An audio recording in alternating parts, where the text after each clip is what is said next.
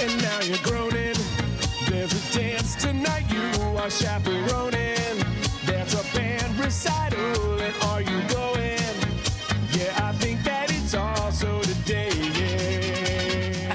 This is the soundtrack for so many parents. That's the popular content creators, the Holderness family, making fun of all the extra responsibilities that schools give parents. Our next guest is a writer and a mother who is calling on parents to, quote, give up together. Rachel Feintzeig is the author of a viral New York Times op-ed titled, Parents, Consider Underachieving. She argues that the expectations for parents' involvement in their kids' lives are out of control. She writes, quote, I am just so tired and so bad at crafts.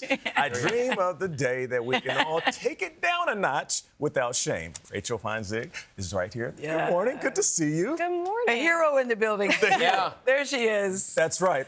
So what was your breaking point? Like, what led you to this moment to write this? Okay, so last year I was sitting in the vestibule of my kids' school.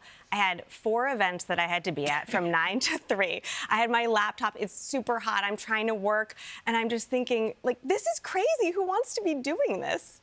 And the answer is nobody. But it's also, your article's very funny. You say that some parents bought Chick-fil-A. You fished in your purse for a Trident stick of gum to pass off as a special dessert. You told your kids, we don't have ancestors, so we could get out of going to the school's inaugural World Fair. I mean, it is hilarious, and it's so true. And I know parents think, if I don't keep up with them, then I look like I'm a bad parent. But it really is too much.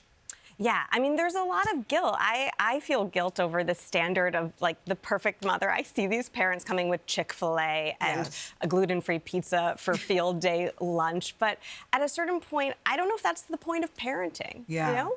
Yeah, elaborate on that a little bit, because I look at the school programs and plays. I'm sitting there when the kids were little thinking, do they have to sing 6 friggin' songs? Can't they just sing 2? That's cold, Gayle. Or you're at a baseball game and it goes into extra innings. You go, God, is anybody enjoying this? They're in 5th grade and we've been here 3.5 hours. Right. It's too much. Or the things... When you hope talk for the about, mercy rule in a game. Yes. You talk about something called Math Morning or celebrating kids' half birthdays at school. Yeah, Stop math it. morning was traumatic for me because it Why? just brought me right back to 3rd grade math. But yeah, I mean, I think we all want really good time with our kids. And sometimes when it stretches on, when you just have to be an intense parent all the time, that's when I see other parents start scrolling or checking out a little bit. Sometimes it's those smaller pockets of time where you really connect with your kids. Are parents who've read this cheering you on, or are they tisking you? Like, No, I'm getting like preach emails. Like people, really feel grateful, I think, that someone said this. It's exhausting. It is something that is impossible to keep up, and I think we see But this. Matt, we love our children. We do, but it causes this parental inflation, which has an unintended consequence, which is we just turn off. And so maybe, and I think what you're saying is maybe some taking the foot off the gas and having quieter time and not sort of over-activating our children all the time is the key. Yeah, I mean, I think kids should have a place where they get to just be kids with other kids. I think they have so much parental involvement and supervision at home. And when you have parents coming in and out and doing all these things, it can disrupt the dynamic, the social dynamic of school.